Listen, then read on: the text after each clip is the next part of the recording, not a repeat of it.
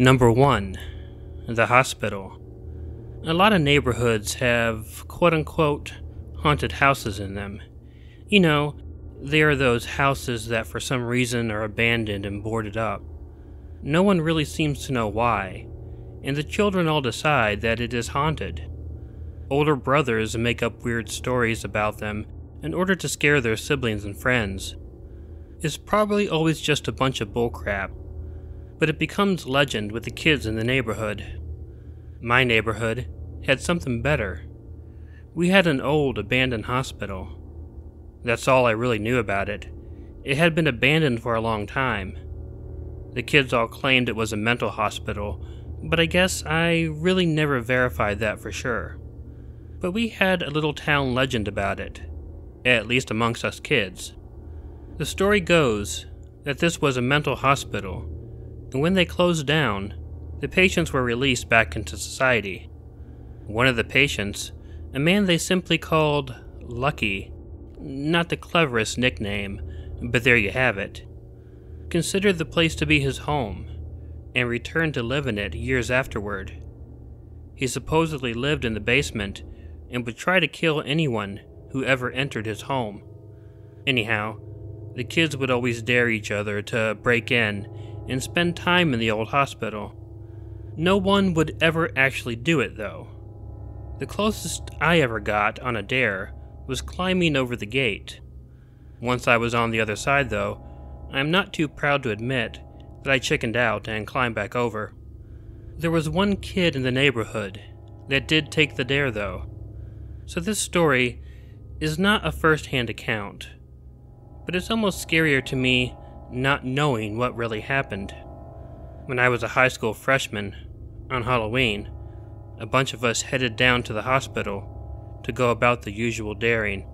As usual, some of us would go up to the gate, begin to climb over. One kid I really didn't know well, named Tom though, was teasing us all for being chicken. He kept telling us that the stories about Lucky were a bunch of baloney, and we were dumb for being so scared. When about 6 of us had chickened out and gotten teased by this guy, we finally had enough of his crap. We told him that unless he was willing to do what he was criticizing us for not doing, that he needed to shut the hell up. We were wrong in assuming that Tom was going to chicken out, though. He readily accepted our challenge and began to climb over the gate. He got over the gate and jumped down on the other side. Then he waved at us and walked over to the door of the hospital. He actually tried opening the door, and that was more than any of us had ever tried. It didn't work. The door was locked. This gave Tom the chance to back out, but he didn't. After looking around for a bit, he found a large rock and used it to shatter one of the windows. We all got worried because we thought the noise would attract someone, but that didn't happen. Tom broke the glass out of the window, and then he carefully lowered himself into the window and out of sight. We were pretty shocked and a bit ashamed of ourselves as well, but the shame that we felt in no way compared to the paranoia that settled in on us as we waited for Tom to come back out. At first, we were just impressed that he had gone in. Then, we were even more impressed that he had stayed in there for quite a while. That feeling of being impressed, though, began to fade into worry the longer that Tom did not come out of the hospital. It was bad enough when it was an hour. It was worse when it was 2 hours. It became absolutely dreadful to us when nearly 4 hours had passed and Tom still had not come out of the hospital. It began to really bug us because we weren't sure why he hadn't come back out, but we definitely speculated on it. Our first thought was that he was just taking his time to simply try and scare us. But the worst thought, and one that became more and more realistic to us as time went on, was that Tom must have come across Lucky, and Lucky must have been unhappy to have someone invading his place. Even worse was that Tom's disappearance put all of us in a really bad place. We were not supposed to be hanging out at that old hospital. If Tom didn't come back out at some point, we would have to go to our parents or the police. Neither of these choices was going to be easy. When Tom didn't emerge, we went directly to the police.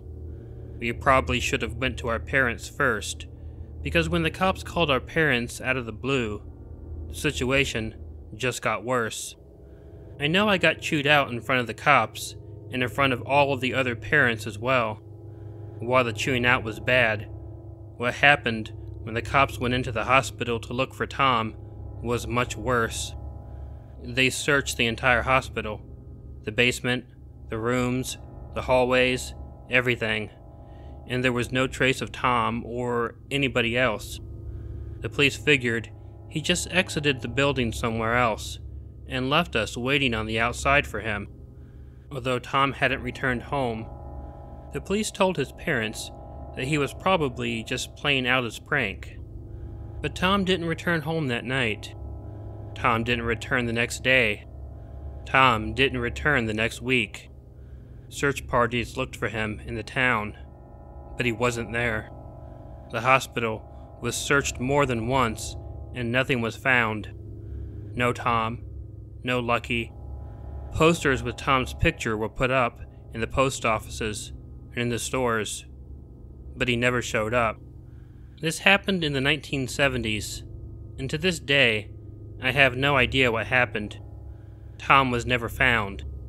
The guilt I have felt throughout the years is pretty bad, but it's not nearly as bad as the wondering. I never saw Tom again, and I really don't know what happened to him when he went into that abandoned hospital. All I knew was that I was so happy that I was too scared to go any farther than the top of the fence.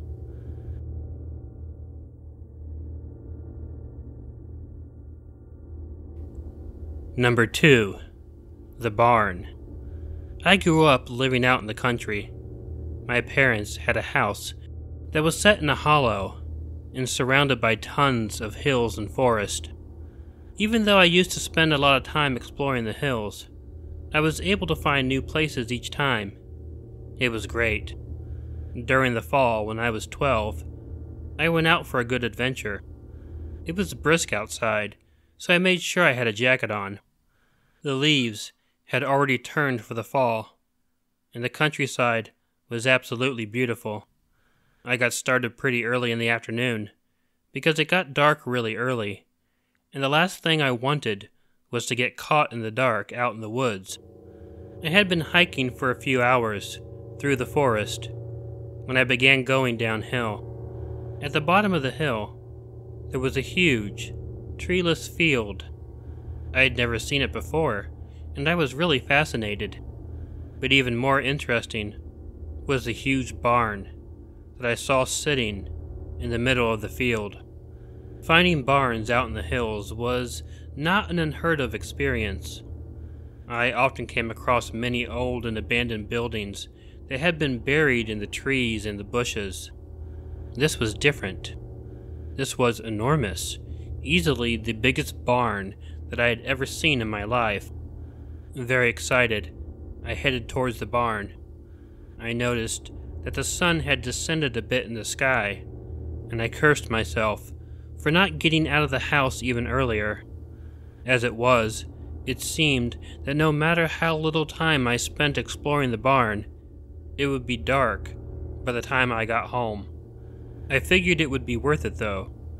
I didn't really expect to find anything interesting inside the barn, but it would still be a bit of an adventure for me. I didn't realize how huge the barn was until I was actually standing outside of it. It was huge. It was easily as high as a 5-story building. The boards were old, and the entire building itself was gray. The boards were weathered down pretty bad. There wasn't much wear and tear other than that. I stood in front of the huge front doors, which looked pretty solid as well. I wasn't even sure if I was going to be able to open them. I looked around, starting to get slightly nervous. If someone who owned the land the barn was on might be around. I was in a pretty large and far-out area, and would have been able to see if anyone was around. The barn likely had been empty for years, and maybe decades, so there really wasn't much for me to be afraid of. However, tell that to a 12-year-old boy who was just trying to explore. I opened the door, which wasn't locked, which also wasn't surprising. I pulled it open enough for me to slip into the barn. Once I got inside, it was even more awesome than I had thought it was. The interior of the barn was wide open and just plain enormous. There were different lofts, which were accessible by trapdoors and ladders, and there was hay everywhere. I searched around the barn, just feeling like this was the coolest place I had ever been in. After looking around for a bit, I found something else that was even cooler. As I was walking around, my foot hit something under some hay. When I brushed the hay aside, I noticed that I had hit the handle of a trapdoor. This was very exciting, and I proceeded to clear the hay off the door, and then tried to open the trapdoor. It took a bit of effort to open the trapdoor, but when I did get it open, I stood there in shock. In the room, under the door, there were 3 people. 3 skinny and naked people, and they weren't just skinny, they were scrawny.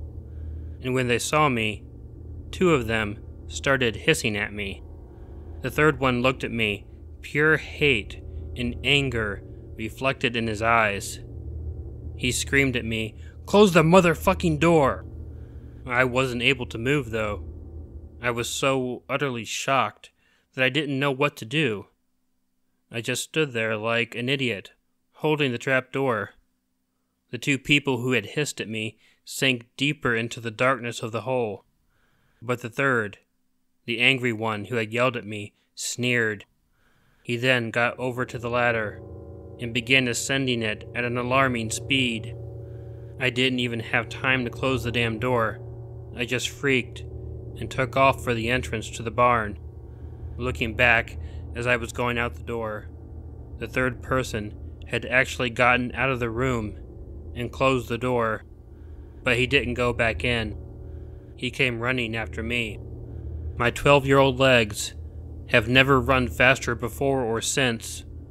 I squeezed out the door and began running for the woods. Although it wasn't dark outside yet, the sun had gone down enough that it wasn't going to be very bright out.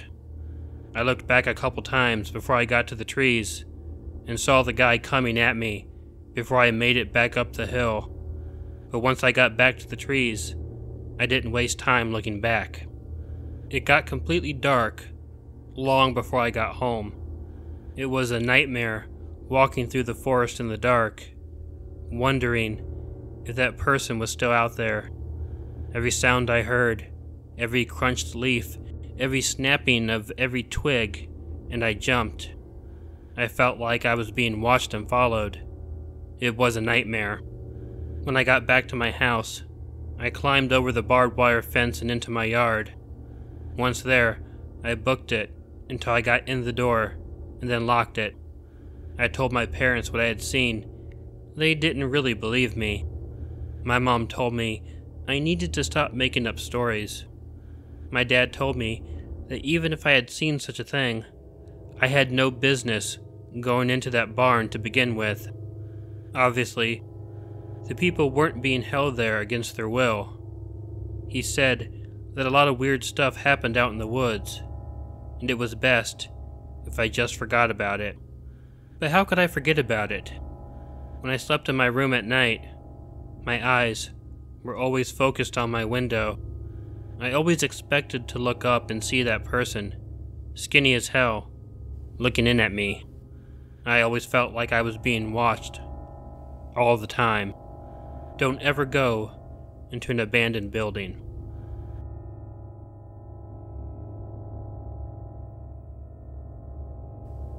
Number 3.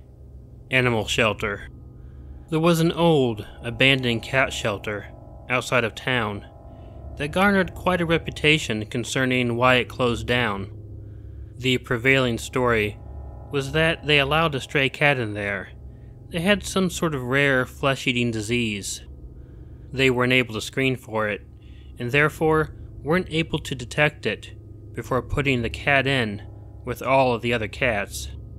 All the cats supposedly died, and the shelter lost all of its funding and shut down.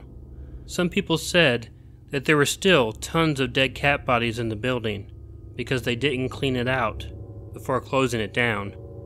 Well, obviously, that story was just made up. It was so far over the top that no one with half a brain would believe it.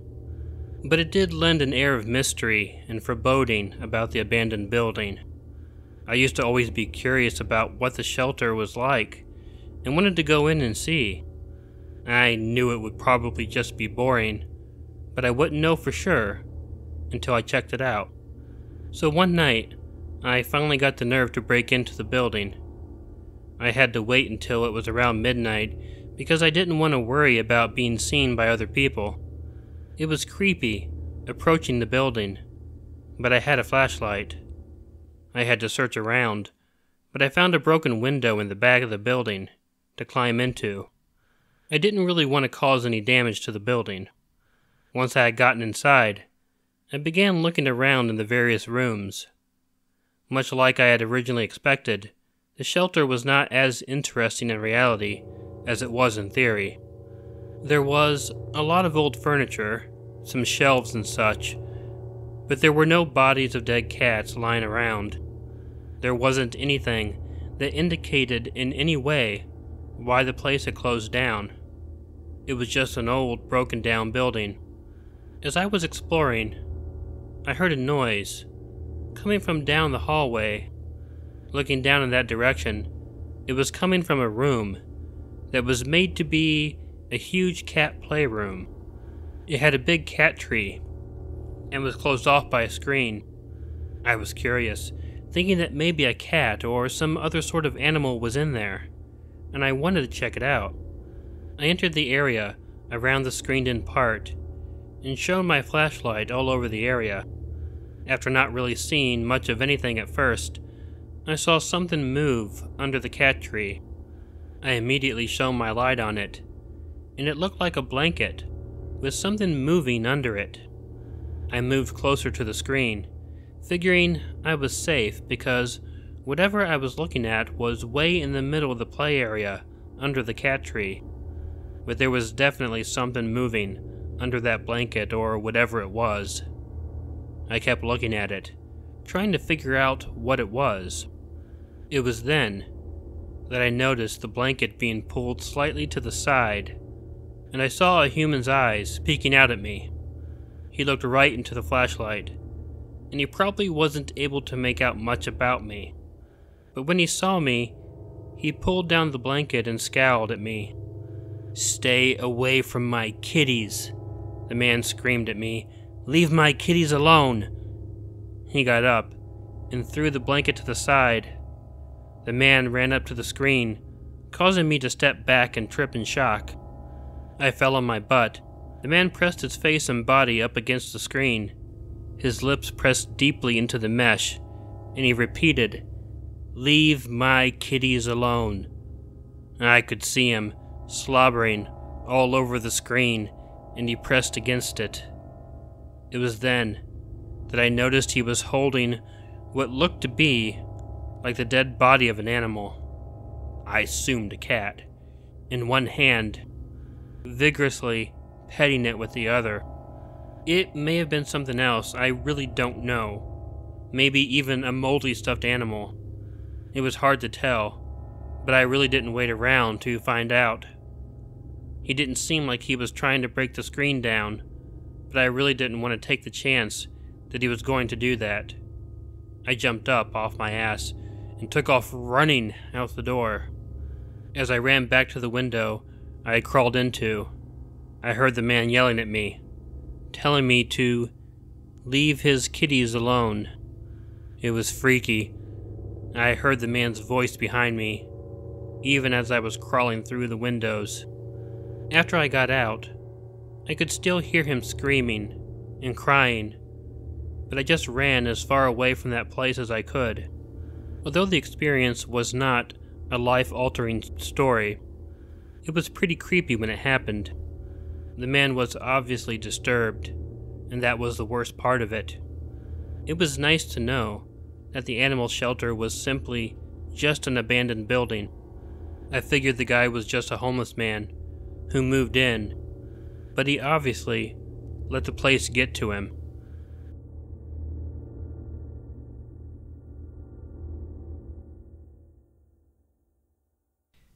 Hey y'all, Killer Orange Cat here. If you'd like to read print versions of these stories, please check out the Killer Orange Cat subreddit in the link provided. You can also take a look around at the Killer Orange Cat merchandise store. There is a link provided for that as well. In the meantime, if you like this video, please let me know by hitting the like button. If you're not already subscribed to Killer Orange Cat, please consider hitting the subscribe button below, or using the icon of Ichigo the cat that will appear at the end of this closing. Feel free to leave me a comment to let me know what you think of the video, and consider sharing it with someone you think might enjoy it. You can always follow Ichigo and myself on Facebook and Twitter using the links in the description. If you have a story you'd like narrated on Killer Orange Cat, please send it to the address provided in the description. My main requirement is that the story is original, meaning it has not yet been read on any other YouTube channel. And whatever you do, please don't forget to make sure to check in your closet and check under your bed, because you never know where Killer Orange Cat might be hiding. Good night.